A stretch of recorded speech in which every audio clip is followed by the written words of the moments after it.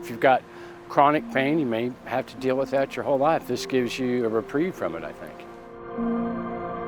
My back's not going to get better. It's only going to continue to deteriorate. The exercise loosens me up and it'll get me through a couple of hours, so it's always good to do the exercise. They're all looking for a way just to feel better, and I think that this program and this class helps in a lot of different ways. So there's kind of the physical improvement, maybe range of motion issue or maybe less pain reduction. And from a mental health standpoint, they walk away feeling less stressed, kind of relaxed. And then there's the kind of the intangible things of like part of being of a group. There's, I think, a lot of therapeutic value in that as well, because it's similar to when they were all in service together. You know, when you get out of service, you don't have that kind of spirit of the group, that esprit de corps.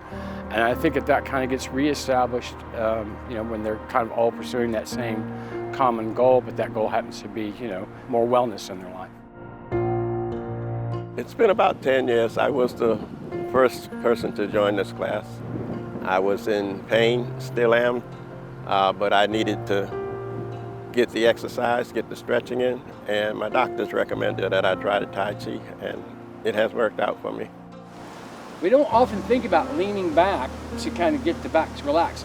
So if you think of the spine like as, you know, a piece of bamboo, there's a lot of therapeutic benefit to it. So I think that this practice is really useful for anyone. If you're, you know, if it's something and you want to feel calm mentally, if it's a physical issue, if it's an issue of pain, and also then there's if you will, an emotional regulation that just kind of sorts itself out. Everything just seems to talk better inside your body.